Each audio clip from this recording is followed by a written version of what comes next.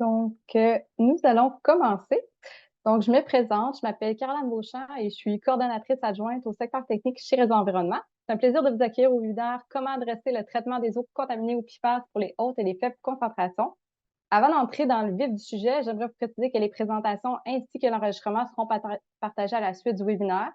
Nous avons aussi prévu 2 périodes de questions, une à la fin de chaque présentation. Vous pouvez utiliser la section questions-réponses qui se trouve au bas de votre écran pour nous soumettre vos questions tout au long de la présentation. Je vais maintenant laisser la parole à Charles Leclerc, qui est directeur technique chez Réseau Environnement, qui va vous adresser quelques petits mots.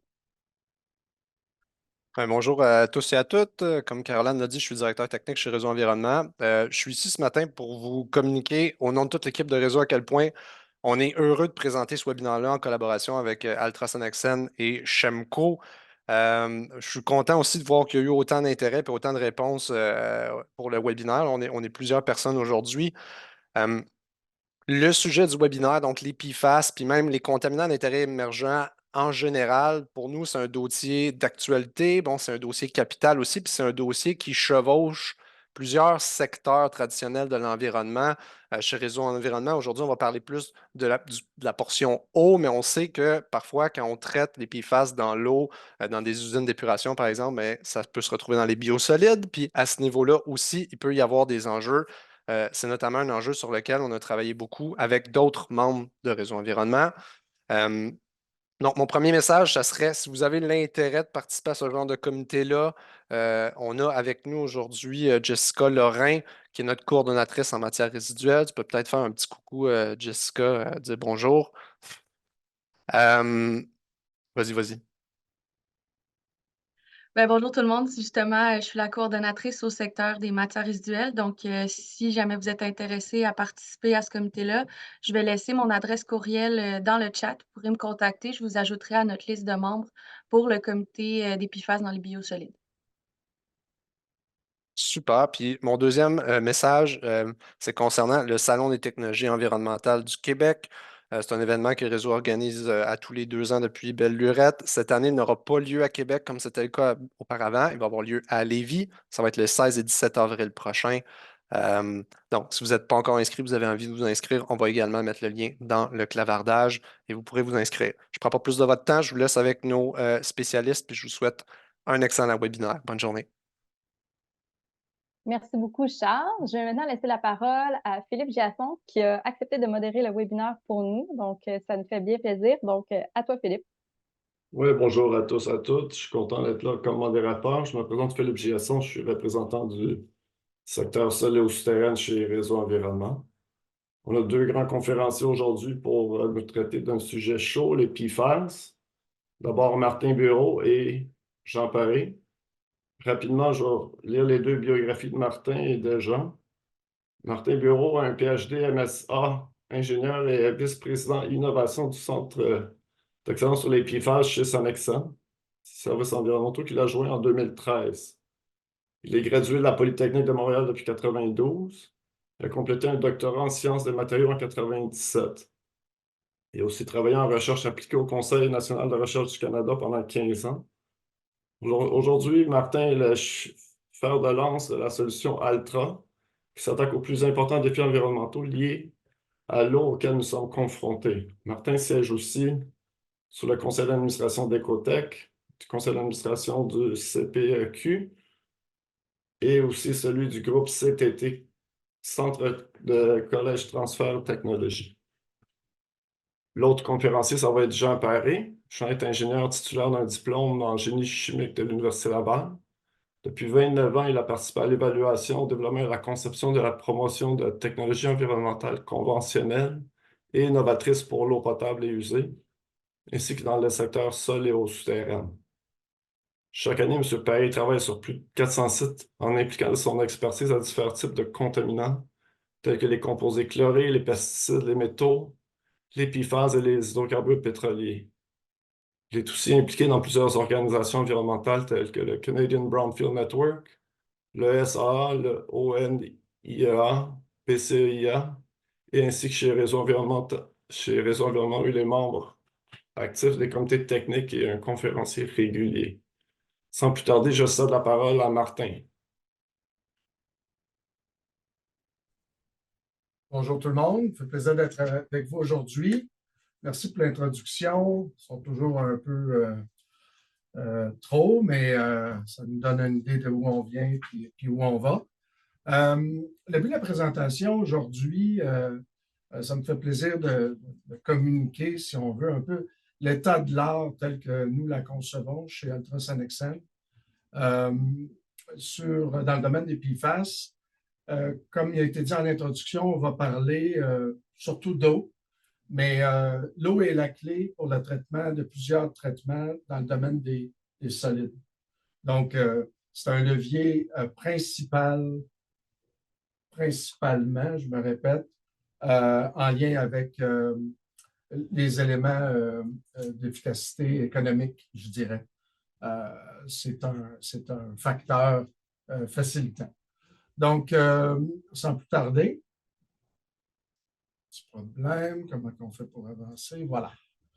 Bon, Ultrasanexen, les gens nous connaissent sous Sanexen, les gens nous connaissent maintenant de plus en plus sous Ultra. Ultra, c'est la marque qui rassemble toutes nos entreprises au sein de Sanexen et au-delà. Vous nous connaissez dans le domaine de l'environnement, en réhabilitation environnementale de sites, en gestion de matières réglementées, gestion des sols et matériaux, etc. On a aussi un fort focus sur l'eau et les solutions pour l'eau, la réhabilitation de conduites d'eau potable, par exemple, dont on est le leader mondial pour l'eau potable, bien sûr, donc les conduites sous pression. Les solutions d'élimination de PFAS actuellement, mais aussi le dragage, la déshydratation, la gestion des biosolides. Ça nous donne un positionnement vraiment intéressant pour gérer toutes sortes d'effluents industriels complexes. Et c'est ce qu'on fait depuis 40 ans maintenant. On fête notre 40e anniversaire en ce moment. Donc, je vais passer rapidement sur cette page, mais le but qu'on veut communiquer ici, c'est qu'on n'est pas sur le sujet des PFAS par hasard chez Sanexen, mais bien parce que c'est notre histoire. Dès 2001, on a commencé à traiter les PFAS à l'époque. Je ne pense pas que nos experts parlaient de PFAS, mais bien de contaminants fluorés dans des mousses anti-feu qui étaient utilisées, entre autres, sur des bases militaires.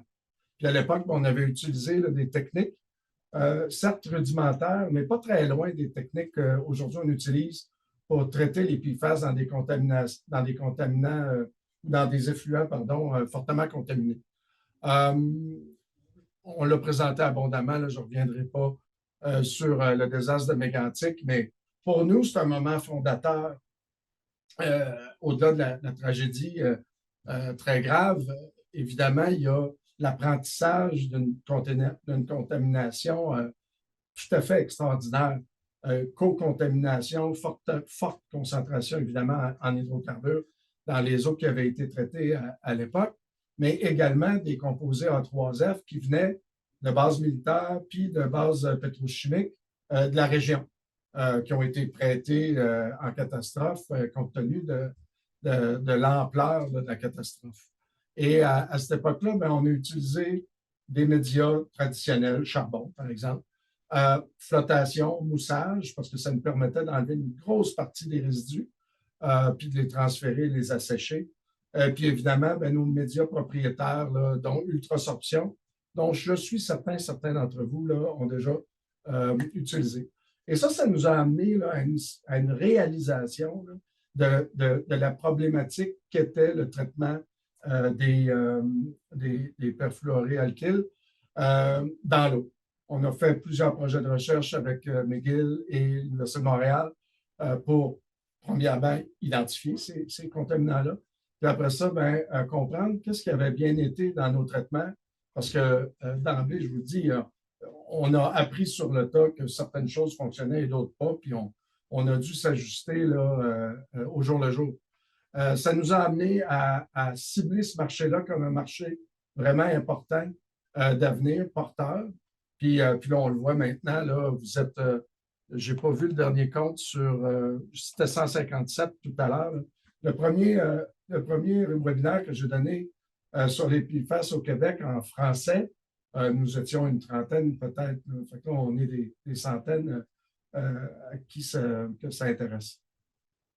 On est maintenant commercial avec des solutions pour des lixiviotes d'enfouissement et on travaille fort pour des solutions commerciales pour des eaux souterraines provenant de sites impactés là, au A3F, au Aqueous Film Forming Foam, les mots anti-feu, pour lesquels nos technologies sont, je n'ai pas peur de le dire, là, extrêmement efficaces à traiter les PFAS dans l'eau.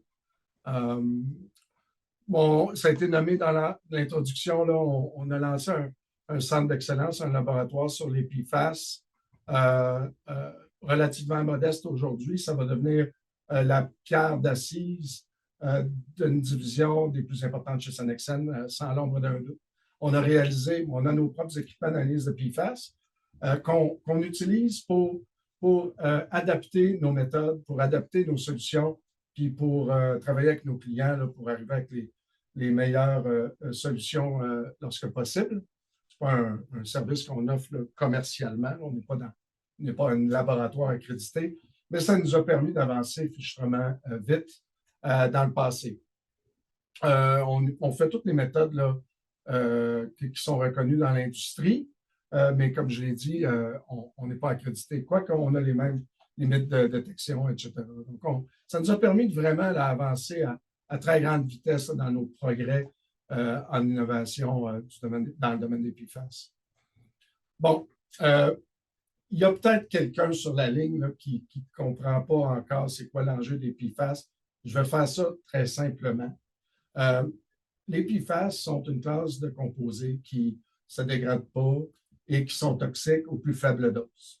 On pourrait en parler des heures, on va en parler une minute. Ils sont très persistants parce qu'ils ne se dégradent pas dans l'environnement et ils agissent à faible dose comme perturbateurs endocriniens.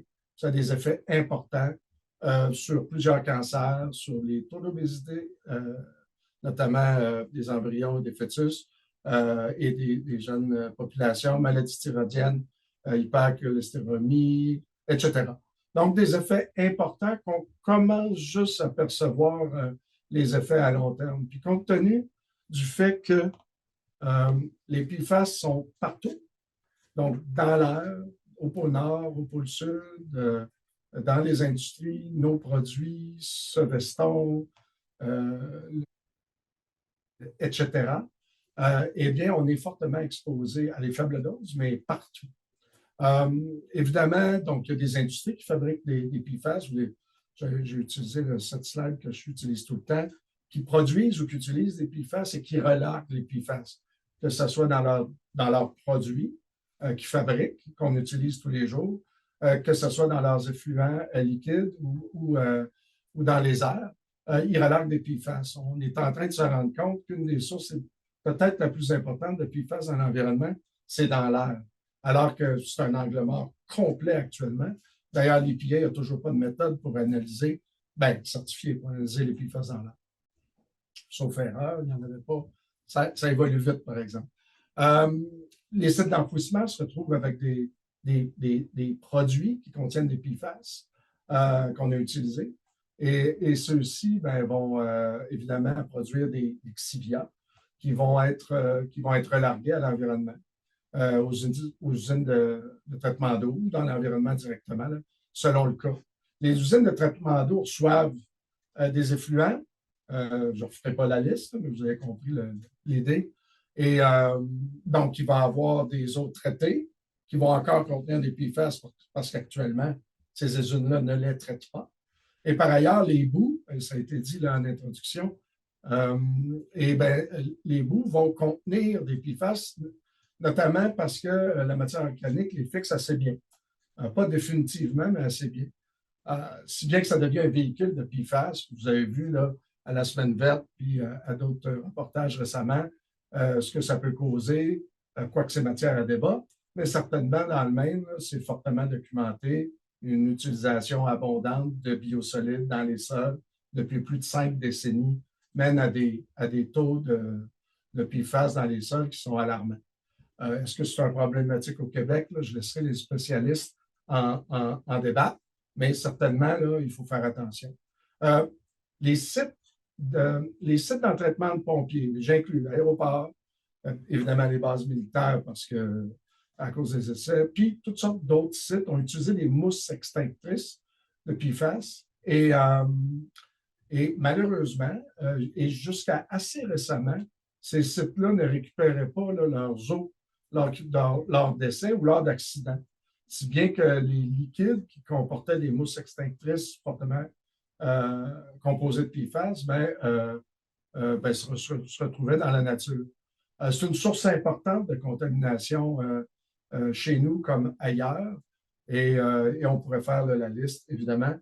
Donc, l'idée que ces produits soient partout et qu'ils soient si nocifs est réellement un problème. Voici des recommandations pour les PFAS dans l'eau. Vous pouvez faire un snapshot de l'écran. Je pense qu'elle est à jour, ça change souvent. J'ai mis en jaune ici une ligne parce qu'elle vient de changer. Et je l'ai présentée récemment, puis il y avait une erreur dedans. Fait que là, si vous avez la même slide ou des informations, mettez-la à jour. Là. Le PFOA, l'eau de surface, critères de qualité pour l'eau et les organismes aquatiques, là, sont rendus à 170 nanogrammes par litre ou 0,17 microgrammes par litre. Donc, ce qu'on voit, c'est que, en fait, les quantités de PFAS qui sont tolérables dans l'eau pour la santé humaine sont relativement petites. Prenons l'eau potable Santé Canada, la plus récente recommandation. On recommande 30 nanogrammes par litre. Pour la somme de 29, 25 ou 18, c'est selon, là, ça va se clarifier, PFAS qu'on retrouve dans l'eau selon certaines méthodes. Donc, 30 nanogrammes par litre, c'est l'équivalent de quelques cubes de sucre dans le stade olympique, là, 1 ou 2, c'est rien. Hein? Donc, c'est vraiment un enjeu apparemment. Je ne passerai pas à travers tout ça, mais si vous avez fait un snapshot, de toute façon, c'est disponible dans la littérature. Mais ça ne s'arrête pas là. Aux États-Unis, qui actuellement sont le marché qui semble cibler les PFAS le plus agressivement actuellement, on vise des normes là, intérimaires pour la santé humaine là, de l'ordre de 4 millièmes de nanogrammes par litre. Donc, ça serait 4 millièmes de 1 cube de sucre dans le stade olympique comme étant une dose au-delà de laquelle les expositions au PFAS ne sont pas tolérables pour notre santé. Ça, c'est pour un PFAS, le PFOA. Ce n'est pas la même chose pour le PFOS, qui est légèrement plus élevé, mais qui reste très faible. Donc, vous voyez là, à quel point les doses tolérables deviennent super faibles. Puis le fait qu'ils sont partout devient un problème là, gigantesque.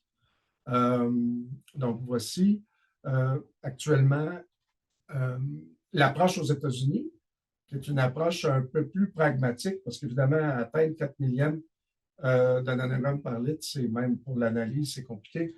C'est pas envisageable pour le moment. Donc, ce qu'on fait, on a désigné une concentration limite maximale pour certains composés. Je les ai listés ici. Donc, PFOA, PFOS à 4 nanogrammes par litre.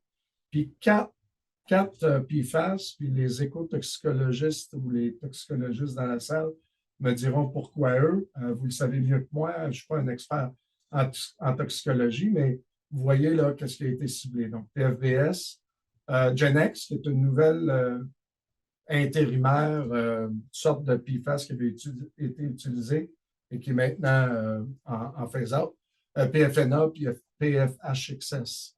Donc, pour les 4 premiers, là, PFOA, PFOS, PFNA, PFHXS, ce sont des composés qu'on retrouve beaucoup dans les mousses anti-feu, les Legacy AFFF. Donc, sites d'entraînement de pompiers, par exemple. Donc, les Superfund sites vont avoir beaucoup de ce genre de contamination-là.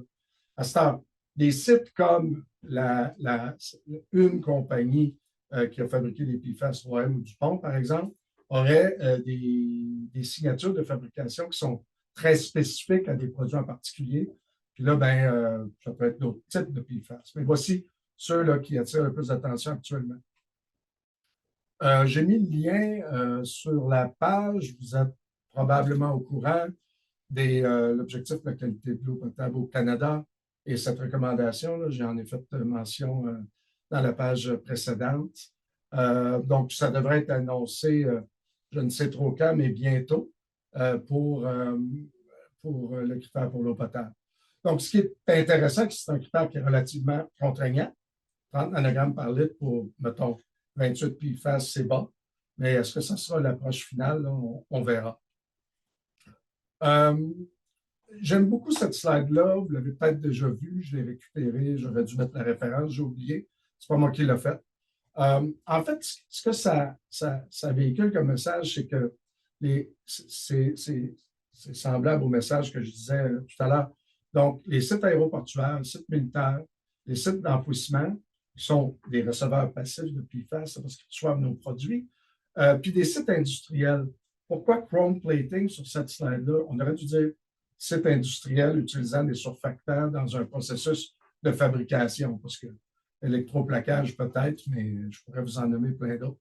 Donc, et ce que ça dit, c'est que partout où il y a de l'activité manufacturière, de l'activité où des gens vivent, eh bien, il y a des PFAS. De fait, ça ne nous est jamais arrivé dans notre lab d'analyser un échantillon dans lequel il n'y avait pas de PFAS. Des fois, il n'y en avait pas beaucoup, puis ce n'était pas alarmant, c'était en dessous des normes, puis c'était intéressant de voir que ce n'était pas un enjeu, mais il y en avait, et il y en a tout le temps. Donc, c'est le point de cette slide-là. Puis si vous connaissez un peu la démographie aux États-Unis, ben, vous comprenez que où il y a beaucoup de points, il y a beaucoup de monde. Hein? Fait que, on peut transposer ça là, au Canada, en France ou ailleurs, là, sans l'ombre d'un doute. Passons en mode rémédiation. On veut restaurer l'environnement, on veut cibler des sites sur lesquels on peut faire une différence. Donc, je me répète, site d'enfouissement, etc. Pourquoi notre approche chez Sanexen, et je pense que Jean va en parler tout à l'heure, il y a quand même pas mal de monde qui se penche là-dessus. Puis c'est aussi ce que la France, la Belgique, la Hollande, etc., sont en train de faire. C'est plutôt que cibler l'eau potable ou les usines de traitement d'eau à la fin des filières de réception, si on veut, où ça va devenir très, très cher à traiter à cause de la dilution, des volumes à traiter, eh bien, on préfère cibler à la source et donc traiter des plus petits volumes, des concentrations plus élevées, là où ça peut être plus économiquement réalisable de traiter ces PFAS. Donc, j'ai mis les boîtes, là, je pense qu'elles parlent d'elles-mêmes, là, sur quelles sont des sources qui peuvent être ciblées. Qu'est-ce que c'est que ça? Oh, un petit pépin, excusez-moi. Je vais arrêter de partager une seconde. Je viens de passer à ma dernière slide alors que je rentrais dans le vif du sujet. Vous allez me donner un instant. Donc, c'est la présentation. Une seconde. Donc, nous voici. On était rendu là.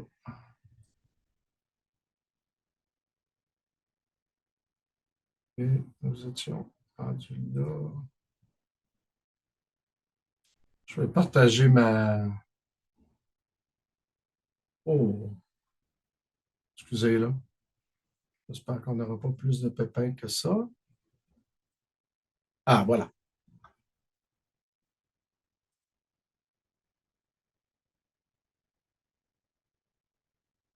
Je présume qu'on voit approche conventionnelle, n'est-ce pas, Philippe? À l'écran? Oui, c'est Oui, bien ça. oui, Martin, on voit ça. Bah, nous y voilà. Alors, pour traiter les sources et les approches qui sont actuellement utilisées, Bluefield Research vient juste de sortir une étude là-dessus et il cite encore comme méthode conventionnelle acceptée, charbon actif granulaire, résine échangeuse d'ions et technologie membranaire, là, principalement l'osmose inverse, mais on pourrait parler d'ultrafiltration et de nanofiltration selon les contaminations. bien qu'il soit vrai que ces contaminants, que ces méthodes de traitement-là sont efficaces à traiter les PFAS, ce n'est pas une panacée et il s'agit, ça a quand même des limites. Les deux premières, là, les médias, vont enlever une forte proportion des PFAS, probablement jusqu'à Nanotech, si on y met le prix. Puis pour l'eau potable, on peut parler de quelques fractions dessous le litre. Cependant, ça reste extrêmement cher parce que les usines de traitement d'eau traitent vraiment beaucoup, beaucoup de volume. Puis je vais donner des exemples tout à l'heure. En présence de co-contaminants, donc s'il y a de la matière organique, s'il y a des métaux, s'il y a d'autres contaminations dans les effluents à traiter, bien, la performance de ces médias-là diminue rapidement.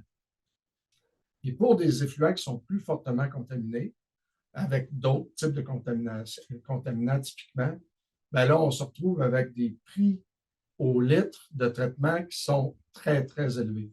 Ça, c'est des chiffres qui sont tirés des présentations qui ont été faites à la fois par la EPA puis à la fois par Atkin Realis il y a quelques années. Puis on a des données semblables chez nous. J'ai préféré prendre des références externes. Les technologies membranaires sont vraiment intéressantes pour traiter les PFAS, permettent de retirer une grosse partie des PFAS, puis les amener aux critères qui nous intéressent. Sauf que les investissements capitaux qui représentent les coûts en opération également sont très élevés. Puis par ailleurs, ça va générer 20 à 30 de concentrat. Alors, soit si les volumes sont importants, 70 de, mettons, 1 million de litres par jour ou 1 million de gallons par jour vont être bien traités, mais il reste quand même 300 000 gallons ou litres à traiter chaque jour si on utilise une telle technologie. Donc, quoique ça soit intéressant, ce n'est pas suffisant. Puis, qu'est-ce qu'on ferait du concentrat par la suite? Donc, le point ici, c'est que oui, ça marche, mais c'est incomplet et insuffisant. J'aime beaucoup cette slide. Si vous voyez la référence en haut, prenez-la. C'est un article super intéressant. Ça répertorie tout ce qui bouge en termes de technologie de destruction ou de captation des PFAS. Je ne passerai pas à travers tout le groupe, mais ici, on parle d'osmose inverse, etc., de médias. On parle de la technologie qu'on utilise, nous, le fractionnement de mousse ou foam fractionation, excusez-moi. Ça parle aussi d'électro-oxydation, coagulation, puis des technologies d'oxydation avancées qui soient l'électro-oxydation, plasma, etc. Ça parle aussi de supercritical water oxidation. Donc, c'est assez intéressant comme vue. Comme ça bouge vite en 2021, j'ai mis des flèches sur ce que je pense qui est la trajectoire actuelle. Ce qu'on voit, c'est par exemple foam fractionation, maintenant est reconnu comme une technologie pour décontamination importante, alors qu'au moment de l'étude, ça ne l'était pas vraiment encore, ni en termes d'applicabilité de la technologie, ni en termes de technology readiness level, niveau de, enfin, vous comprenez ce que je veux dire, est-ce que c'est prêt là, pour être commercialisé? Probablement qu'une technologie qui tend à perdre de l'intérêt, c'est l'incinération, compte tenu des émanations qu'on suspecte dont elles sont l'origine. J'ai mis une petite flèche en vert sur quelle technologie Altra a évolué, puis avec qui des gens qui travaillent dans ce domaine-là, on a travaillé. On est en train d'évaluer ces technologies-là, puis on a une bonne idée de qu'est-ce qui va marcher puis qu'est-ce qui ne va pas marcher pour les contaminations qu'on a traitées, qu'on a ciblées, pardon. Donc, pour illustrer l'enjeu auquel on fait face, donc, si vous avez assez de charbon, puis vous avez les systèmes pour traiter l'eau à l'usine Marcotte à Montréal, eh bien, vous êtes capable de traiter vos PFAS. Mais avec le volume qu'on y traite, en utilisant les chiffres de l'EPA, de l'American Water Works Association, il vous en coûterait $1 million par jour en charbon seulement pour ce faire. Donc, Le point ici, là, je ne suis pas en train de dire charbon, ça ne marche pas. En fait, ça marche. C'est que ça ne marche pas pour tout. Il faut savoir doser. Je pense que l'exemple parle de lui-même. Donc, je vais présenter d'autres exemples plus loin. Et c'est pour ça, nous, qu'on est allé dans des technologies différentes. Donc, ce qu'on fait chez Ultrason Excel, c'est le fractionnement de mousse, le foam fractionation. Pourquoi? C'est simplement parce que les PFAS sont des surfactants, des savons. Et ils ont tendance naturellement à mousser. D'ailleurs, on appelle les mousses anti-feu, pas pour rien.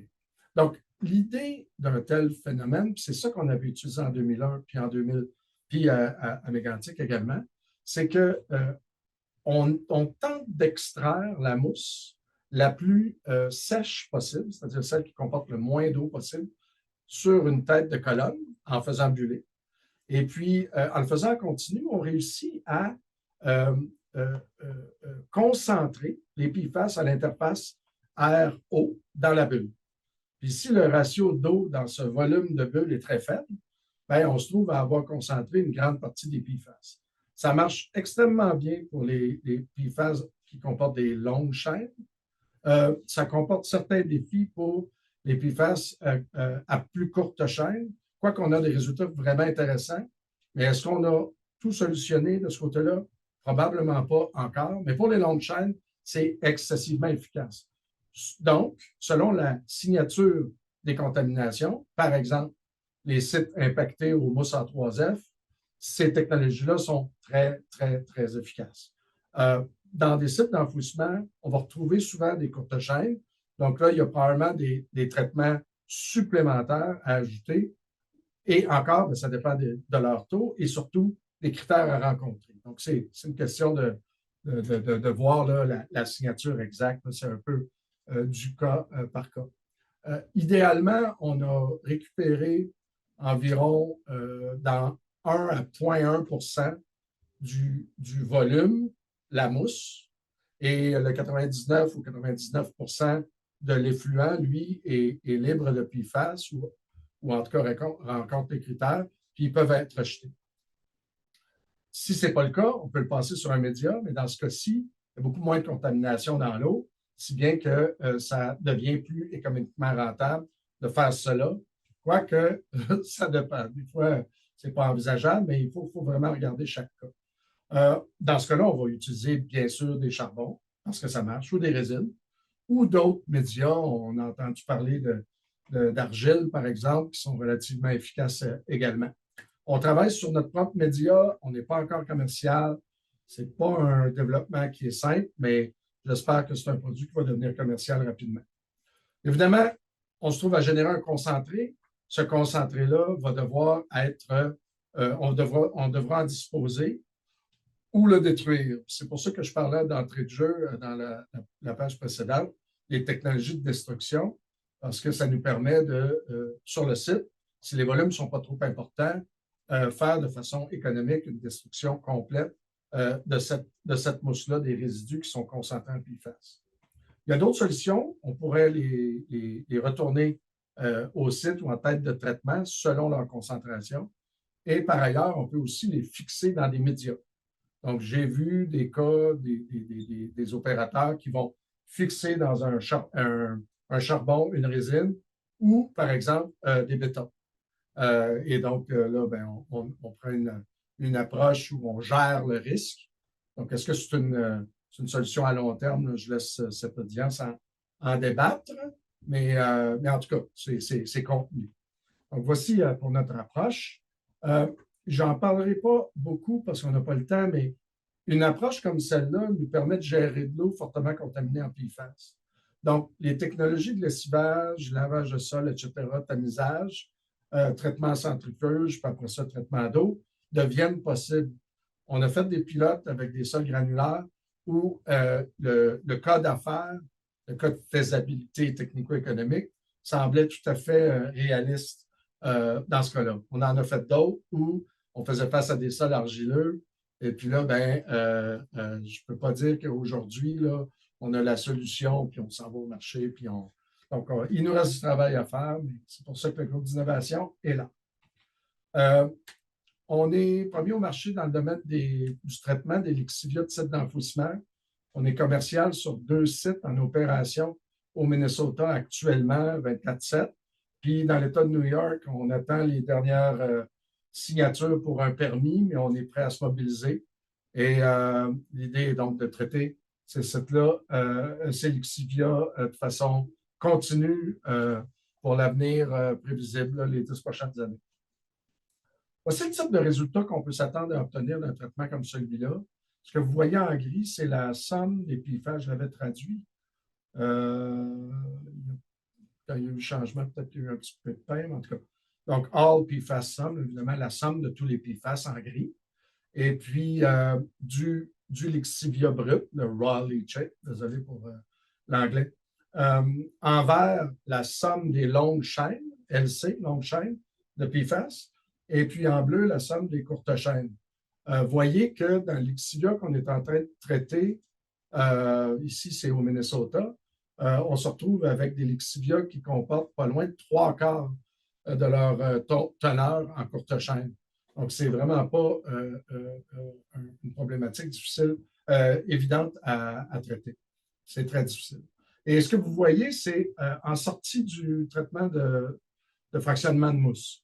Donc, on voit qu'on retire, c'est une échelle logarithmique, là, fait que c'est trompeur, 67% des PFAS dans la somme de ce qu'on avait au départ. Je vous rappelle que ce sont des courtes chaînes, donc les taux ne sont pas à 100%. Alors que pour les longues chaînes, dans le cas de cet essai-là en particulier, on enlevait 98%. Pour les courtes chaînes, on enlevait environ 50%, un petit peu plus. Et puis, le but de cet essai, c'était de montrer est-ce qu'on est capable d'aller, même pour de tels lixivias dont personne ne veut boire, même si on les a traités pour les PFAS, est-ce qu'on est capable d'arriver à des taux qui ressemblent à l'eau potable? J'ai mis la ligne du 10 nanogrammes par litre.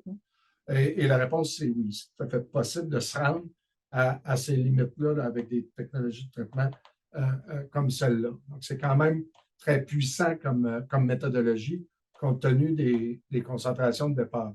Dans cet exemple-là, on était à 10 000 nanogrammes par litre. On en a fait à 100 000, 300 000, 1 million, donc 1 ppm. Un autre exemple ici, et là, on a juste des résultats de fractionnement de mousse au Michigan qui ont été faits, ces essais-là. Puis ce qu'on voit, c'est les essais en jouant avec un mélange de surfactants qui nous permettent d'exacerber l'effet de mousse et de retirer, on l'espère, le plus de courte chaîne possible. Ce qu'on voit, c'est que le liquide qu'on avait à traiter était extraordinairement complexe et principalement composé de PFBA. Probablement le PFAS le plus difficile à traiter actuellement. Donc, très courte chaîne, un groupe de 3 le carbone. Et donc, nos taux d'enlèvement n'étaient pas génial, 3%. Bon, il reste que si on regarde le critère d'eau surface au Michigan, il y en a un. Pour le PFBA, c'est 7000 ppt. Donc, ça témoigne du fait qu'il est beaucoup moins toxique, on peut croire, là, que les autres. Mais il reste qu'on n'était pas capable d'atteindre ces critères-là. Par contre, c'est super encourageant. Si on regarde les taux qu'on avait, on regarde PFOA 50 000, PFOS 50 000 aussi, d'autres à plusieurs milliers, on était capable, en fractionnement de mousse seulement, d'atteindre les critères de qualité de l'eau de surface pour tous, donc sauf le PFBA. Donc, ça montre que ce sont des technologies là, assez efficaces et qui permettent de rencontrer les critères en général. À ce jour, c'est la seule eau dont on a vu que le PFBA était si haut par rapport au reste. Si on regarde la somme de tous les PFAS, on est à 350 000 nanogrammes par litre. Il y en avait 220 000, mettons, en PFBA seulement, donc plus des 2/3. C'est sûr que c'est une signature extraordinairement complexe. Mais je vous montre des exemples concrets de la vraie vie, si on veut. Donc, les faits. Aucun site contaminé au PFAS ne se ressemble. On ne peut pas faire du mur à mur. Il faut absolument analyser puis comprendre les critères rencontrés et évidemment comprendre les effets de co-contamination aussi. Les PFAS à courte chaîne sont traitables, mais restent un défi pour nous comme pour tout le monde. C'est pas Sanexan, Ultra, là, qui n'est pas super performant là-dedans. Là. Ça, c'est un verrou technologique de notre industrie actuellement, ici, en France, aux États-Unis et partout. L'élimination des longues chaînes, on peut dire que c'est quelque chose qu'on comprend bien et qu'on est capable de résoudre. Est-ce qu'on a une solution pour toutes? Je n'oserais pas dire ça, mais on a des technologies qui, généralement, fonctionnent bien. Et on peut penser que par fractionnement de mousse, même avec des signatures de PFAS en courte chaîne assez importantes, on peut atteindre des taux d'enlèvement assez conséquents, là, de l'ordre de 80 par exemple. Voici une slide que j'ai empruntée de la littérature. Vous voyez la référence ici. C'est une étude là, qui a fait grand bruit récemment, qui a été publiée au Québec par le professeur Sauvé et son équipe, Gabriel Munoz en particulier. Et vous voyez 463 échantillons de 376 sites. Et de tous ces sites, 2 échantillons dépassaient les normes européennes à 100 nanogrammes par litre, 5, celles présumées du Canada bientôt, puis 7 de la US EPA. Donc, on a quand même, j'ai oublié le par litre, on a quand même là, des cibles, des sites qui comportent leur lot de risques, si on veut, là, selon ces contaminations. Puis là, ben, j'ai inventé un site. Donc, ce site n'existe pas. Mais c'est un scénario, donc hypothétique, mais tout à fait réaliste, basé sur les données de littérature que j'ai colligées. Dans un cas, on se dit, traitons à la source le problème et présumons que cette source-là est l'origine du problème dans des pluies en aval. Et faisons des comparaisons. Okay? Alors, certains vont dire quel exemple démagogique, pas du tout.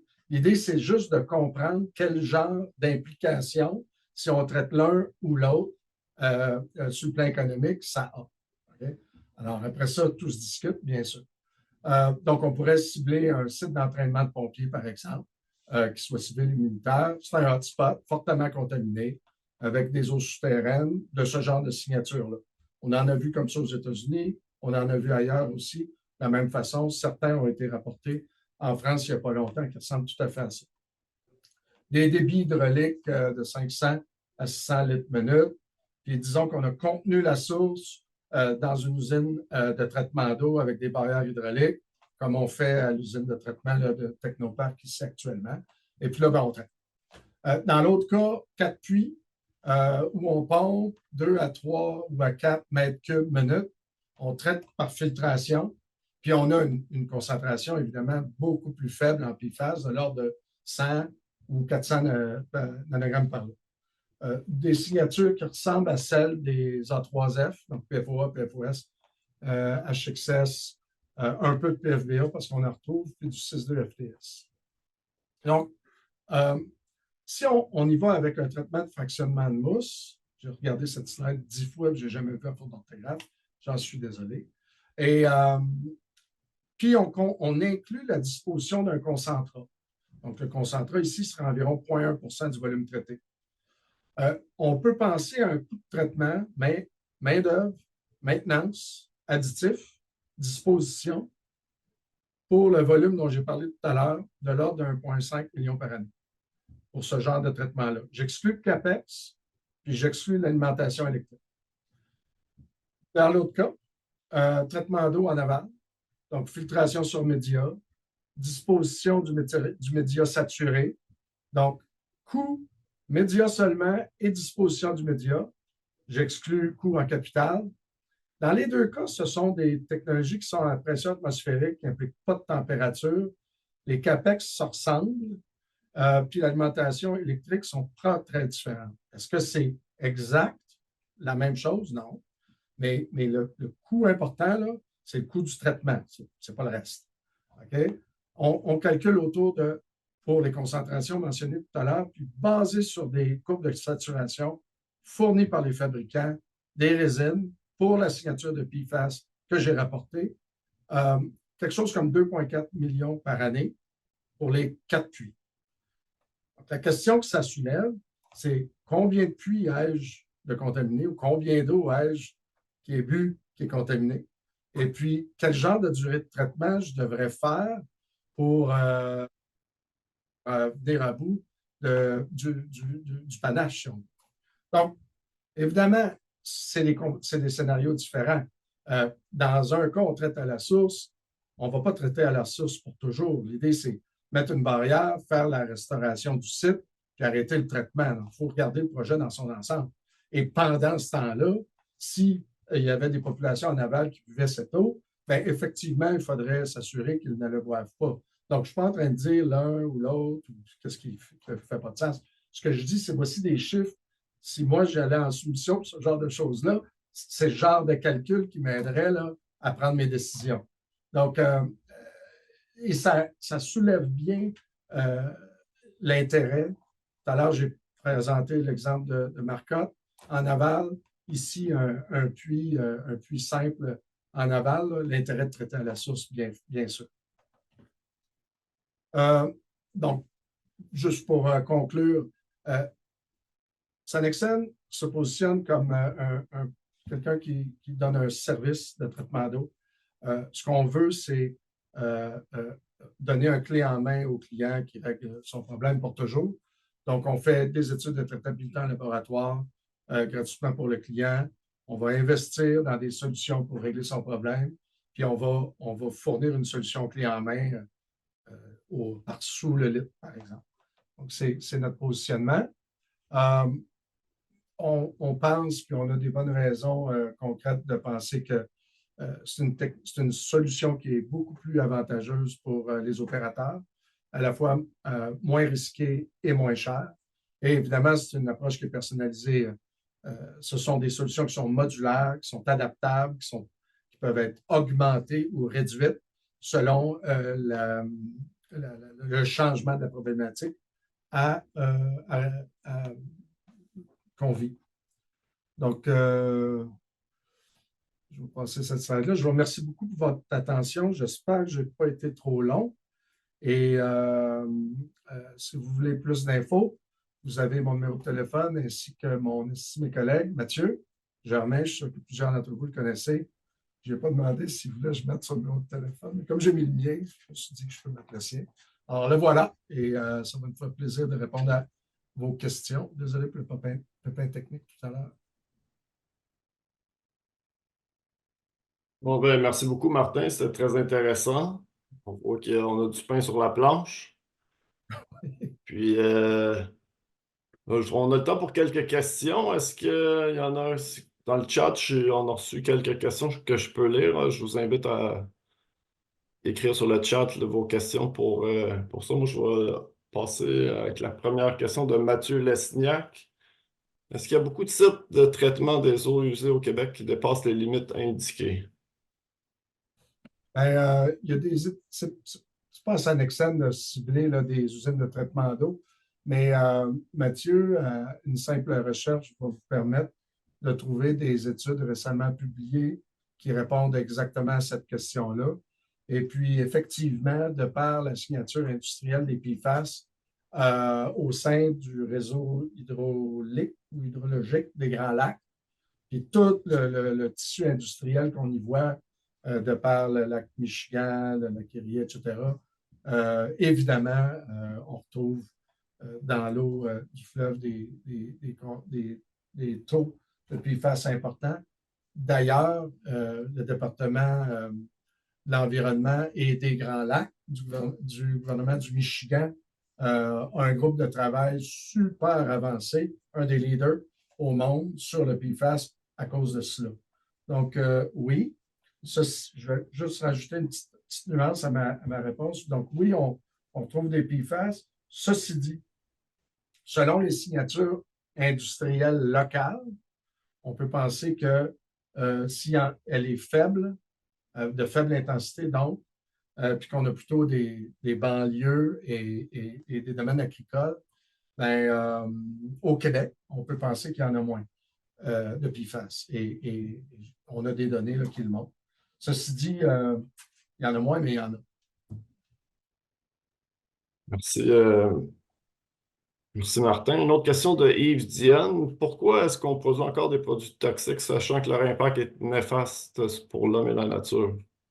On a bien abandonné les PBS et les fréons. Pourquoi pas les Ouais, ouais. PFAS? Ben, Philippe, tu peux mieux répondre à cette question-là que moi. Je pense que les gens qui sont dans le domaine de l'environnement depuis plus longtemps que moi là, comprennent bien. L'industrie a ses prérogatives euh, de fabrication. Les études toxicologiques arrivent plus tardivement, puis c'est ce qui arrive. Actuellement, il y a peu d'États qui légifèrent sur l'utilisation comme matière première de la classe générale des PFAS, quoique il y a plusieurs PFAS qui sont bannis actuellement, mais qui restent en utilisation dans d'autres pays. Donc, c'est la même histoire que plein d'autres contaminants que vous avez mentionnés dans votre question. En effet. Alors, Martin, on a une autre question de Henri Béral. Pourquoi on parle d'enlèvement des PFAS par fractionnement de mousse qui était efficace pour les longues chaînes, mais pas pour les petites? Est-il possible que les longues étaient écourtées en petites chaînes? Ah, on voit beaucoup ce phénomène-là dans les technologies d'oxydation avancée. Il y a des technologies qui essentiellement brisent les longues en petites. Puis, quand on fait les analyses de PFAS actuellement, généralement, on n'inclut pas tous les précurseurs, c'est-à-dire d'autres molécules plus importantes, plus grosses, qui finalement deviennent des PFAS précisément. Les chimistes dans la salle pourront mieux répondre que moi. Donc, ce qu'on voit souvent dans des études d'oxydation avancée, et là, je ne sais personne, mais on va voir les taux de PFAS augmenter au début. Parce que les précurseurs qui ne sortent pas dans les analyses commencent à être brisés en longue chaîne. Éventuellement, donc, ils popent dans l'analyse. Tout d'un coup, ça plafonne, ça chute rapidement. Et là, c'est les courtes chaînes qui montent. Parce que là, les grandes chaînes sont transformées en courtes chaînes. Ça, on voit ça beaucoup. Regardez dans la littérature, au dernier WEFTEC, par exemple, plusieurs papiers montraient ce phénomène-là. Là. On peut le retrouver. Dans le cas d'un fractionnement de mousse ou d'autres systèmes de captation physique ou physico-chimique, ben, il n'y a pas de. On capture, hein, on ne dégrade pas les PFAS. Donc, absolument pas. On les brise pas, effectivement. Et puis, je ne voudrais pas laisser ce groupe-là penser que fractionnement de mousse ou les techniques de filtration ne marchent pas pour les courtes chaînes. Ça marche, mais ça a ses limites. Puis on travaille fort pour aller au-delà de ces limites-là, puis rencontrer les critères que Santé Canada et autres nous imposeront éventuellement. Excellent. Toujours des bonnes réponses, Martin. Une autre question, est-ce que l'ozonation est efficace pour traiter les PFAS? L'usine Marcotte veut installer des ozoneurs. Est-ce que ça pourrait être utile? Je n'ai jamais vu de données probantes qui montrent que l'ozonation fonctionne pour détruire les PFAS à des doses extrêmes. Je ne suis pas un spécialiste de l'ozonation. Je comprends que comme technologie d'oxydation, il n'est pas impossible que ça ait une certaine efficacité, mais dans les technologies qui semblent percer, que ce soit électro-oxydation, que ce soit plasma ou autre, on ne voit jamais l'ozonation comme une technologie prometteuse. Et ce que j'en comprends, c'est que le traitement d'ozonation à Montréal ne ciblait pas ce genre de concentration qui pourrait affecter les PFAS. Donc, je vais laisser aux spécialistes le soin de réponse, là, mais, de répondre à cette question, mais j'ai l'impression que ce n'est pas le cas, sous toute réserve. Une autre question d'une personne anonyme. Quels sont les sites de disposition des PFAS pour le traitement pour les traitements? Les sites de disposition. Sites de dispo, ben, il y a quelques sites de disposition qui sont autorisés à recevoir des sols ou des eaux contaminées au PFAS. Sonexen a eu la chance de travailler avec RSI dans au Saguenay pour disposer de concentrats de PFAS ou de sols concentrés ou contaminés au PFAS dans le cadre de projets avec la Défense canadienne. Donc, ça, c'est un site reconnu au Québec qui a le permis pour recevoir ce type de sol-là. Plusieurs incinérateurs également les reçoivent actuellement. Quelques sites qui sont en opération et qui clament qu'ils peuvent recevoir des sols au PFAS actuellement. Vous allez les trouver facilement sur le web. En Ontario aussi, je pense qu'il y a quelques gestionnaires de matières résiduelles et dangereuses qui reçoivent des PFAS.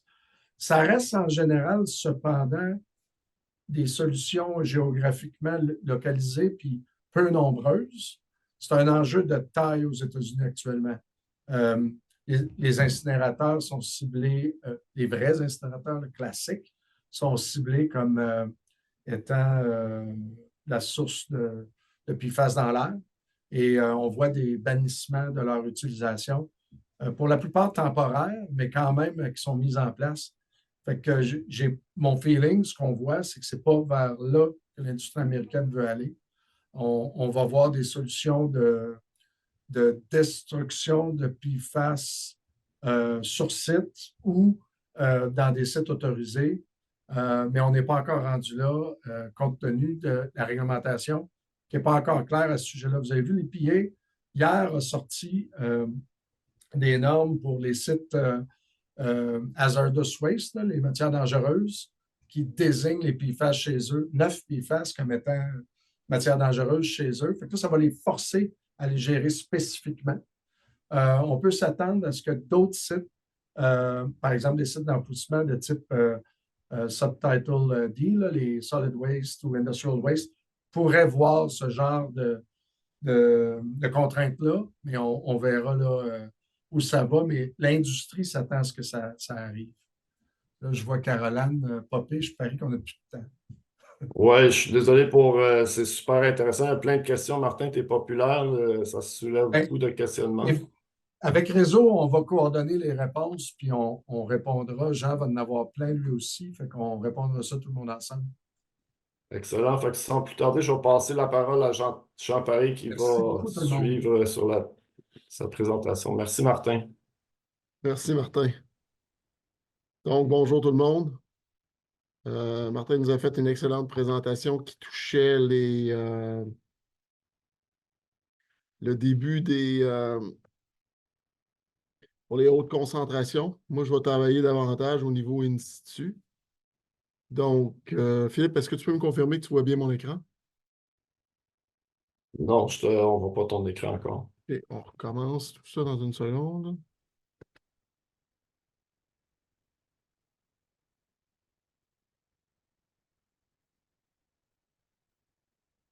Ça devrait fonctionner.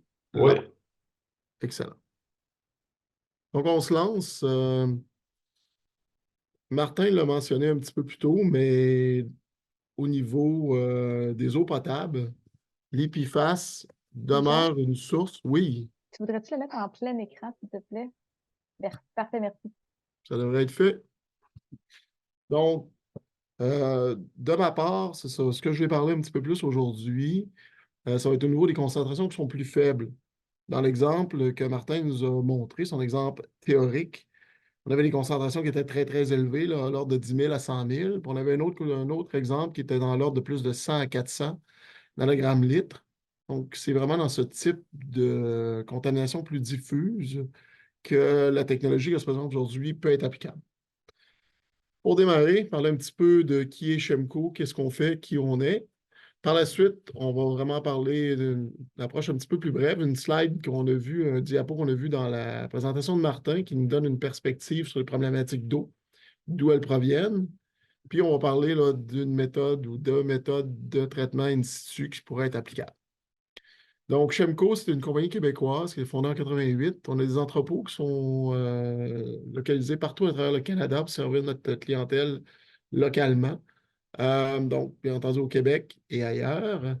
Pour aujourd'hui, on a plusieurs divisions, mais celle que je vais parler principalement, c'est les sols et les eaux souterraines contaminés.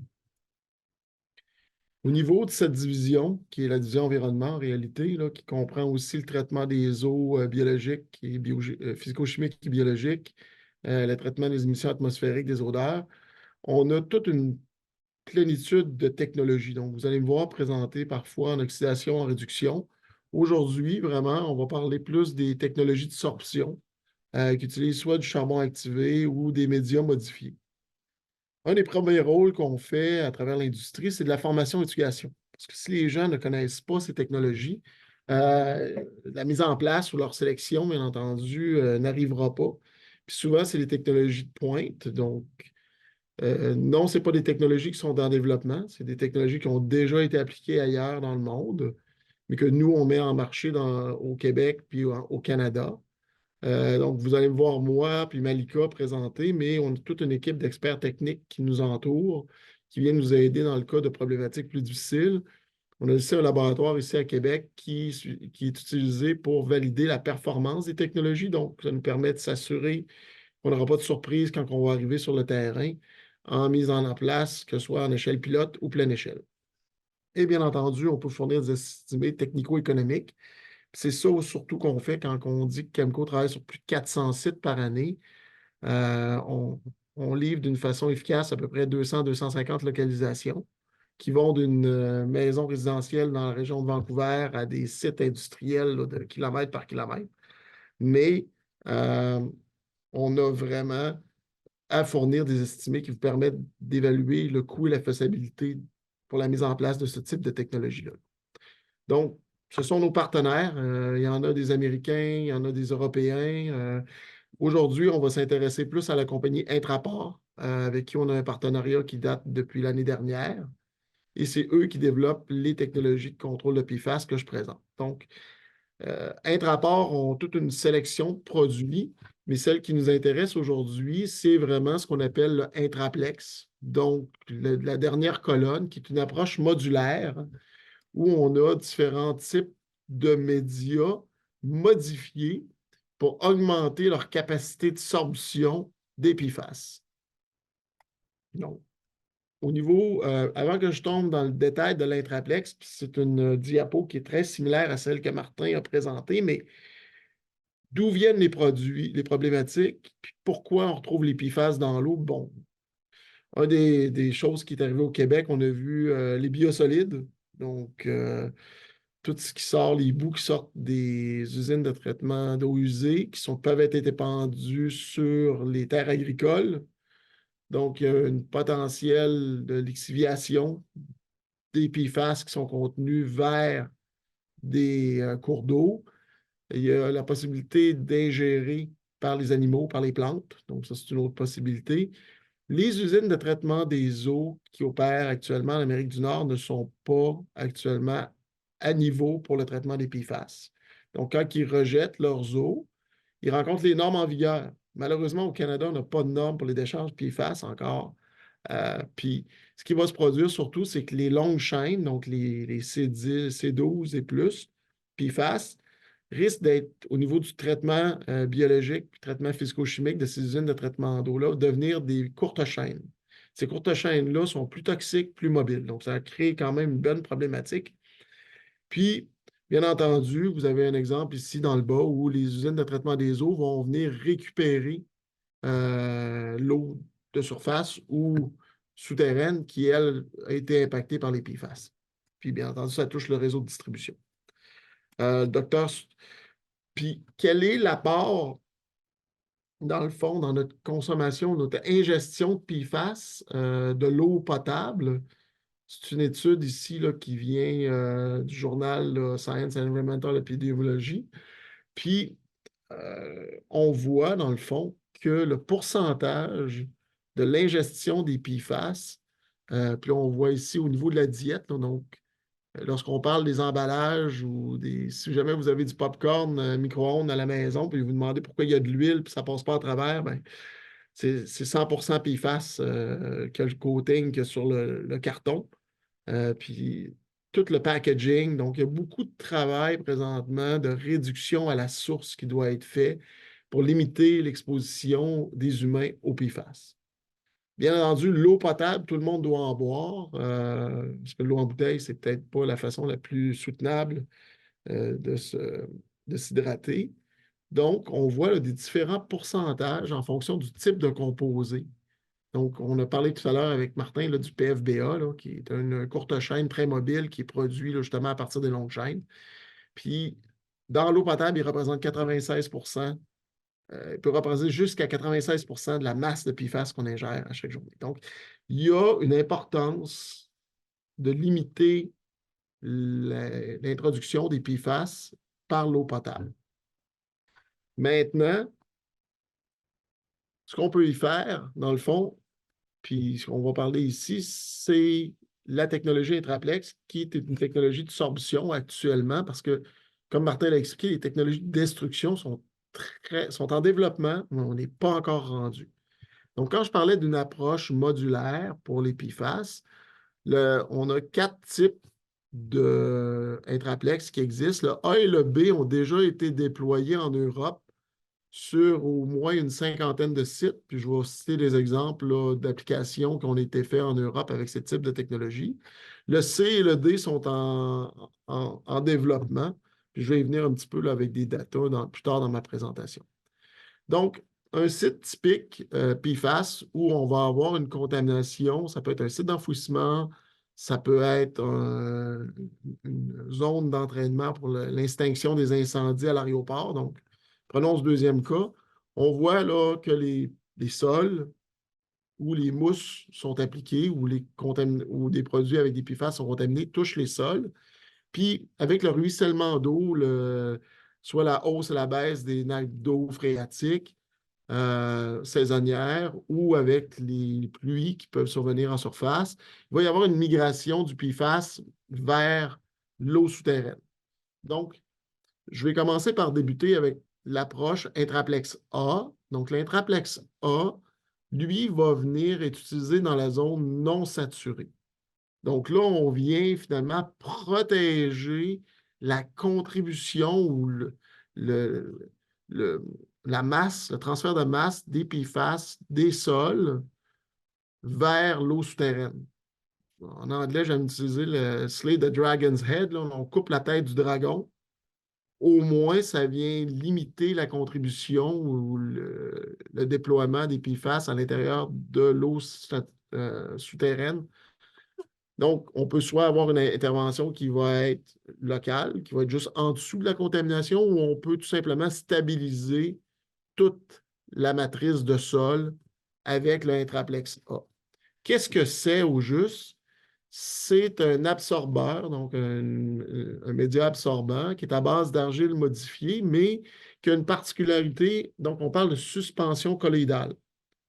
La suspension colloïdale, on va y voir tout à l'heure, quand on va parler du Intraplex B, a des avantages indéniables pour sa distribution dans les sols et dans l'eau.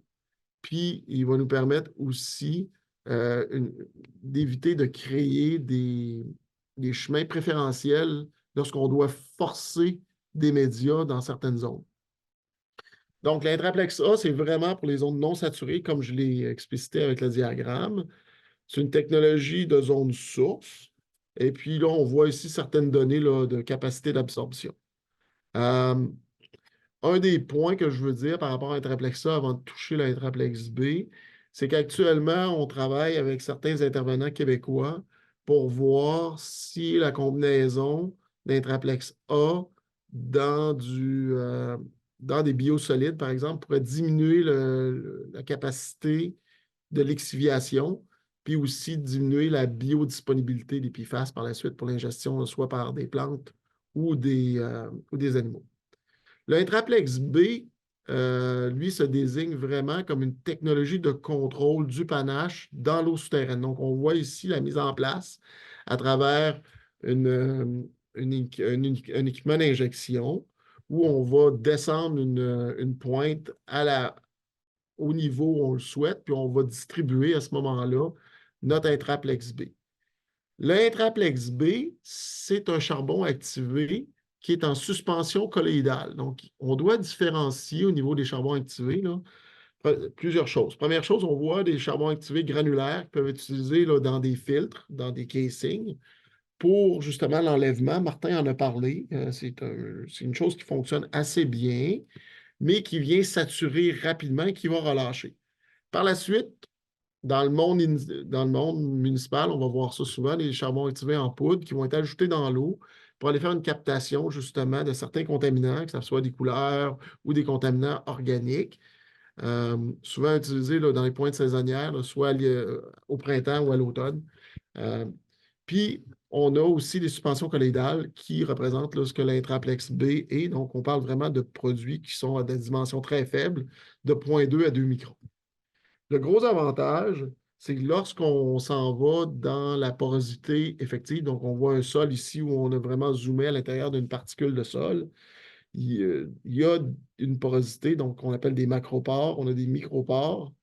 Et puis, on veut, dans le fond, que notre charbon activé se distribue dans toute la matrice. Pour donner une image, on veut, dans le fond, peinturer, comme si vous avez déjà vu là, quand ils peinturent des autos avec des air guns. C'est des particules très, très fines qui vont venir se déposer en couche. Donc, on vient peinturer l'intérieur du sol avec notre charbon activé. Puis, parce que justement, dans du sable, on a une porosité qui est relativement fine, on est capable de promener avec une faible pression ou même avec une injection gravitaire les médias de type colloïdal. Donc, encore une fois, l'intraplex B, c'est un charbon colloïdal qui est activé en surface. L'activation de surface, elle a une importance capitale. Je vais vous donner un exemple plus tard pour augmenter la capacité à garder les PFAS, puis à conserver aussi, à augmenter la spécificité du charbon activé. Parce qu'un charbon activé normal va avoir beaucoup d'affinité pour toutes les matières organiques. Donc, si on a une contamination mixte avec des hydrocarbures pétroliers ou une forte charge organique, en plus de nos PFAS, il peut y avoir une absorption préférentielle des contaminants organiques au lieu des PFAS qui vont s'échapper finalement de la barrière d'absorption ou de la zone de traitement qu'on est en train de mettre en place. Donc, ça a une importance importante, puis on va vous montrer les données plus tôt. C'est vraiment pour le contrôle des panaches dissous. Donc, comme j'ai expliqué, si on ressort une place dans l'exemple de notre ami Martin, excusez-moi, on voit dans le fond que des concentrations qui sont inférieures à 1000 nanogrammes litres. Donc, si on est au-dessus de ça, normalement, on va être dans des zones qui sont beaucoup plus concentrées. Il y a d'autres technologies moins coûteuses qui vont être là. On a parlé justement d'augmenter l'affinité pour les longues chaînes, mais aussi les courtes chaînes, puis de diminuer, donc augmenter la spécificité. L'autre chose qui est intéressante, c'est que ce charbon activé-là, qui est produit en Europe, est de grade eau potable. Donc, on va pouvoir le transposer ici en Amérique du Nord avec une appellation, on dit NSF. Ce qui a été développé à l'Université de Leipzig, l'Institut de recherche là-bas, c'est vraiment, on a commencé par mettre en fine poudre le charbon activé, puis par la suite, ce qui fait le caractère unique des produits intrapores, c'est qu'on leur amène des groupes fonctionnels, on leur greffe des groupes fonctionnels à travers des échanges gazeux. Donc, ces groupes fonctionnels-là vont augmenter, comme je disais tout à l'heure, la spécificité ainsi que la possibilité d'accrocher le contaminant visé, les différents types de PFAS. L'autre chose que les Allemands ont réussi à faire, c'est de développer un agent de mobilité. Parce que lorsqu'on met en place un charbon activé colloïdal, si on est dans un aquifère qui a une haute vitesse d'écoulement d'eau souterraine, puis qu'on a une géologie qui est relativement grossière, il va y avoir une mobilité où l'amendement peut se déplacer hors de la zone cible. Dans le cas du intraport B, on a la possibilité de mettre en surface, donc on le pré-mélange avec un agent de mobilité qui va le faire arrêter après une distance connue. Donc, on n'aura pas des impacts en aval hydraulique de la zone avec notre charbon qui pourrait se déplacer, continuer à se déplacer à cause de son caractère colloïdal. Donc, ça, c'est vraiment parce qu'on a vu par expérience aux États-Unis à travers d'autres technologies que le charbon activé venait empoisonner ou contaminer là, des puits de monitoring en aval. Puis à ce moment-là, votre puits de monitoring devient un filtre Brita. Il va avoir des super beaux résultats pour les 50 prochaines années parce que le charbon s'est rendu, donc il ne sert plus à rien pour voir si effectivement autour, il y a des PFAS qui passent.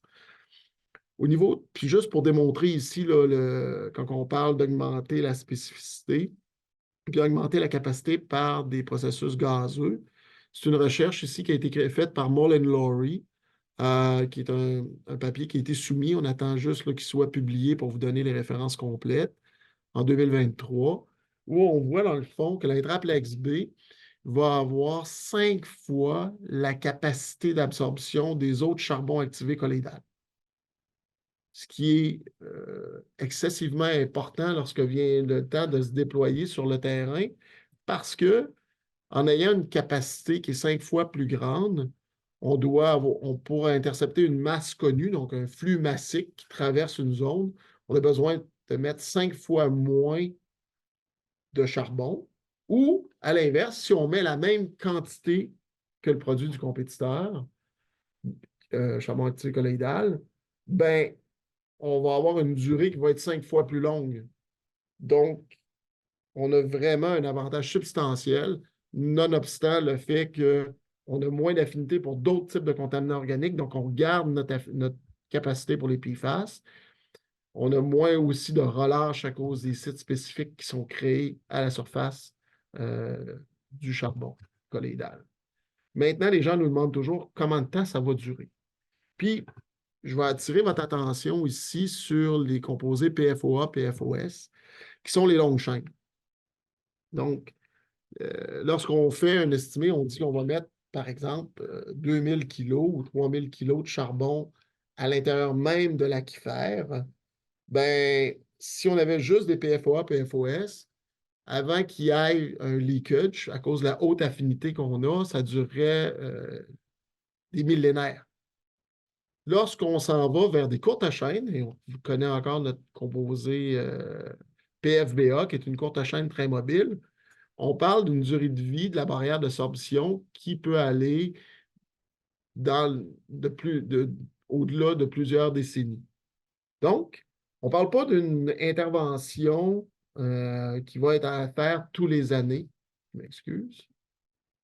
Donc, on ne parle pas d'une intervention qui va être faite à toutes les années, mais plus autour de toute année, après plusieurs décennies. Je m'excuse. Ça continue à changer. Donc, ça a vraiment un effet intéressant. On va le voir au niveau des études de cas, qu'est-ce que ça peut représenter au niveau économique d'avoir une durée de vie. Donc, en résumé, on va arriver ici sur le terrain avec une suspension qui va être autour de 400 grammes litre, qui va être diluée, qui va être mis en place, puis où on va avoir notre additif de mobilité. On va être capable de le mettre en place à faible pression, puis on est capable d'obtenir finalement une absorption rapide et soutenue. Réduction typique, je ne l'ai pas mis en gras, là, mais on parle d'un enlèvement qui est au-delà de 90% minimum des contaminants si l'emplacement se fait d'une façon correcte. Puis, on parle d'une réduction au moins de 30% versus des systèmes de filtration qui sont mis en surface de type conventionnel. Donc, la prochaine étape, malheureusement, c'est en développement actuellement. C'est une approche d'oxydation, d'élimination oxydative. Puis, on a eu des questions tout à l'heure par rapport à l'ozone. Il y a des processus de superoxydation qui s'appliquent pour la destruction des PFAS. Puis, il faut comprendre, quand on parle ici aujourd'hui, les analyses qu'on va montrer ciblent entre 20 et 40 PFAS à peu près. Dans la vraie vie, on calcule qu'il y a à peu près 12 000 types de composés qui font partie de la famille des PFAS. Puis vous avez vu là, les critères. C'est pour ça que j'ai laissé Martin qui nous a fait un beau profil là, de la législation en cours actuellement. On est loin de cibler l'entièreté des PFAS. Donc, ici, un exemple des destructions en fonction des longueurs de chaîne. Donc, si vous voyez ici, on est capable quand même de faire une bonne destruction là, de toutes les longueurs de chaîne avec notre approche oxydative. Ici, c'est une approche là, qui utilise une modification de pH dans le milieu. Puis, on espère pouvoir, là, au cours de la prochaine année, si tout va bien, knock on wood, vous arrivez avec des bonnes nouvelles au niveau des approches destructives in situ pour les PFAS. Il existe quand même des approches de destruction ex situ que Martin a parlé, puis qu'il a présenté tout à l'heure, qui sont efficaces et en vigueur. Mais ici, vraiment, on regarde pour le in situ. Maintenant, un exemple d'utilisation. Puis tantôt, Martin a été gentil, il a fait un exemple d'utilisation théorique. Ça, c'est un exemple d'utilisation réelle. Donc, on a un cours d'eau de surface qui est utilisé ici. Donc, soit une rivière, un lac, qui peut être utilisé comme source d'eau pour notre réseau d'eau potable, ou ça peut être un puits souterrain. Dans les deux cas, les barrières de sorption perméables à base d'interpex B pourraient être applicables. Donc, je vais commencer par l'exemple ici, où on aurait un puits d'eau souterraine, parce que pour ceux qui ont suivi les articles de la presse, puis les travaux du Dr Sauvé à l'Université de Montréal, il y a 5 villes au Québec qui ont présentement établi qui étaient hors norme versus la norme fédérale qui va venir en vigueur, on l'espère, cette année, de 30 nanogrammes litres. Donc, pour ces villes, il y a quand même des actions qui ont été prises afin de protéger les citoyens. Pour certaines villes, ça a été de fermer le puits. On est chanceux, au Québec, on a beaucoup d'eau potable. Puis, il y avait une source d'eau secondaire qui est utilisée, mais on a quand même condamné un puits qui servait à assurer une pérennité de traitement de l'eau. Dans d'autres cas, dans le cas du puits, c'était un site d'enfouissement qui contribuait. Dans le deuxième cas, c'est une base militaire qui est dans la région du Saguenay, qui a contribué à un panache de PFAS à cause d'une zone d'entraînement anti-incendie. Puis, ça s'est rendu jusqu'au puits de la ville. Donc là, on a encore une fois amené des solutions, puis on a été vers ce qu'on appelle un système de filtration de surface. Donc, on extrait l'eau, puis là, on fait abstraction là, du positionnement du intrasorbe, mais on extrait l'eau d'une façon conventionnelle à travers notre puits souterrain. On s'en va dans une usine de traitement, puis au final, on va avoir un polissage qui peut utiliser soit des résines échangeuses d'ions, dans le cas de la ville, c'est ce qu'ils ont choisi, des charbons activés ou une osmose inverse. Donc ça, c'est ce que Martin nous a présenté tout à l'heure, puis on a vu là, des coûts annuels qui étaient excessivement importants, là, autour de 2,4 millions par année. Donc, la deuxième approche, c'est une approche qui a été développée, on appelle ça de la filtration sur berge. Donc, quand ce n'est pas un cours d'eau, ce n'est pas un puits souterrain qui est touché, c'est un cours d'eau de surface, il est possible d'installer finalement un puits souterrain à proximité du cours d'eau. Puis à ce moment-là, en activant le pompage, on va amener finalement, on va faire descendre l'eau à travers le puits. Cette eau-là, dans le fond, on appelle ça une filtration sur berge, donc il y a possibilité d'augmenter la filtration sur berge en ajoutant des intrasorbés, puis on s'en va dans les équipements de traitement de surface. Donc l'exemple, pour un système de filtration de surface, c'est un exemple réel. C'est un appel d'offres qui a été publié l'année dernière par la ville de Labbé, où on avait 3 puits d'eau potable avec un débit total de 12 000 litres minute. C'est des informations publiques, là, c'est des appels d'offres publics. Donc, tous les chiffres qui sont présentés ici, c'est des coûts et des données réelles. Les objectifs de traitement qui étaient visés, on voulait 95 %, donc sur 18 composés, et être inférieur à 30 nanogrammes à tout moment, ce qui est la nouvelle norme qui s'en vient en vigueur là, lorsque le fédéral va la mettre en place. Ils l'ont déjà annoncé. On avait des concentrations de PFAS entre 120 et 400, donc ça ressemble encore une fois beaucoup à l'exemple de Martin. La technologie qui avait été choisie, puis là, ici, on s'entend que les villes fonctionnent avec des consultants. Les consultants ont fait un travail, ils ont regardé les technologies qui étaient disponibles au moment de la sélection, puis on a dit les résines d'échangeuses d'ions en fonction des types de contaminants présents, et on parle de la présence de PFBA, serait sans doute ce qui semble faire le plus de sens. Donc, on devait construire, parce que les puits ne sont pas au même endroit, 3 installations hors sol avec les bâtiments, les casings, puis il y avait finalement une obligation de fourniture durant 4 ans. Le montant total de la soumission qui a été accepté par la Ville, et j'imagine que les travaux de construction sont déjà en cours, on parle de 11 400 000 pour 4 ans. Donc, encore une fois, on se rapproche là, du 2,5 et même 2,67 millions, 2,8 millions par an. Si on y va vers une approche alternative, donc de barrière in situ, puis je vois Caroline qui s'en vient, j'en ai pour 2 minutes, puis on saute après. Donc, 3 puits d'eau potable, 12 000 litres minute, encore une fois, on va avoir les mêmes objectifs, mais là, on y va avec une barrière de sorption perméable utilisant l'intraplex B.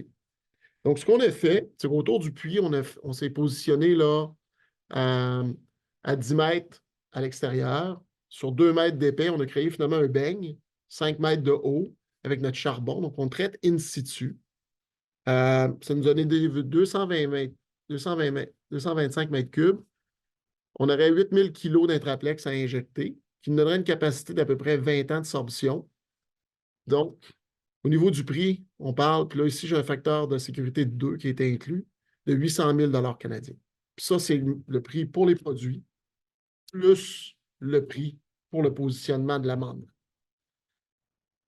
De nos jours, puis je suis certain que tout le monde a reçu son compte de taxes pour ceux qui ont des résidences, pour ceux qui payent des loyers, vous avez des augmentations. Les villes ont besoin d'argent, ils ont besoin d'essayer de conserver leur capacité monétaire. Fait que le questionnement que je pose à tous aujourd'hui, est-ce que des unités de traitement en surface pour de faibles concentrations, c'est vraiment la meilleure option? Le deuxième cas, je vais y passer rapidement, c'est un cas dans un site, une base aéroportuaire en Europe où on a mis en place justement une barrière de type intraplex B. On a 2 panaches, un de 1500 puis l'autre de 100 nanogrammes. Donc, on a 2 aquifères séparés où on a mis en place, vous allez voir la zone ciblée, ici des barrières. Donc, on a fait 2 rondes d'injection, une en surface pour couper l'aquifère supérieur et une pour couper l'aquifère inférieur. L'aquifère inférieur est moins contaminé, là, celui ici étant le plus. Puis, au niveau des taux d'enlèvement, vous allez voir, si on parle de partir autour de 1500, au-dessus de 1000, on voit là, une baisse facile en bas là, du 90% d'enlèvement. Il y a un petit tailing vers le haut, puis je vais l'expliquer plus tard. Puis dans la zone faible, on voit exactement le même principe. On fait notre injection d'amendement, nos concentrations baissent facilement au-delà du 95%. Donc, si jamais, disons, l'injection d'intraplex B ne fonctionne pas, mais que je réussis juste à enlever 90 au lieu de 95%, quel sera l'impact de ça sur le système de traitement en surface? C'est la question sur laquelle je vous laisse aujourd'hui. Puis là, ce sera à mon tour de répondre aux vôtres. Je vous remercie encore. Puis je vais aller avec les questions. Super intéressant. Jean, merci beaucoup. Donc, je suis content de voir qu'il y a des solutions qui existent, autant au niveau Sonnexen qu'au niveau de Shemco. Puis, donc, on a quelques questions. Je vais essayer de les résumer rapidement parce qu'on va prendre peut-être 2-3 minutes. Est-ce qu'un Intraplex B peut être injecté dans des milieux plus difficiles comme le roc ou dans l'argile? La réponse, c'est oui. Ça a déjà été fait en Europe. Puis les matrices colloïdales, parce qu'il faut comprendre ici, l'intraplex, il va être nouveau en Amérique du Nord parce qu'il était surtout utilisé en Europe. Mais dans les autres produits colloïdaux qui sont disponibles dans le marché ont été utilisés justement dans des types de roc fracturé. Excellent. J'ai une autre question concernant l'enlèvement de l'intraplex. Est-ce qu'on le laisse là ou on l'enlève? Si oui, comment on l'enlève? Actuellement, il n'y a pas de méthodologie pour le retirer. Lorsque la barrière sera atteinte sa maturité, on va soit réinjecter une nouvelle barrière, OK? Ou l'autre possibilité qu'on a, on travaille sur une technologie de récupération, mais ce n'est pas actuellement en vigueur. J'espère juste, si on commence à mettre des processus de sorption in situ, que d'ici à la fin de la durée de vie, la communauté scientifique va avoir trouvé des méthodes de destruction qui sont efficaces d'une façon in situ. Bon, comme je dis, tout le monde, la communauté au complet cherche actuellement des réponses. J'ai de bons espoirs de voir des développements majeurs avec la conférence de Battelle là, qui a lieu au mois de juin à Denver, qui est la plus grosse conférence au monde en réhabilitation, en technologie de réhabilitation. Donc, on vous tiendra au courant. Bon. Peut-être une dernière question. Est-ce que, je la lis là, en ce moment, est-ce que, au niveau de la durée de vie, est-ce que il y a eu des tests de durée de vie qui ont été faits pour les PFAS avec les formulations d'intraplex?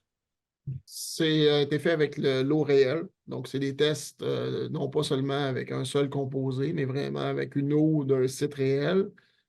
Puis, on est en projet de recherche actuellement ici à Chemco avec des partenaires québécois pour reproduire une partie de ces résultats-là, justement sur des eaux là, nord-américaines. Super. Donc, ben, je pense qu'on a atteint notre deadline. Il est 12h33. Ça veut Euh, faire... Oui, vas-y, Caroline. oui, mais dans le fond, pour les questions qui n'auront pas été répondues, on va s'assurer qu'on vous répond, qu'on vous revient par courriel. On a la liste, il en reste quelques-unes à répondre.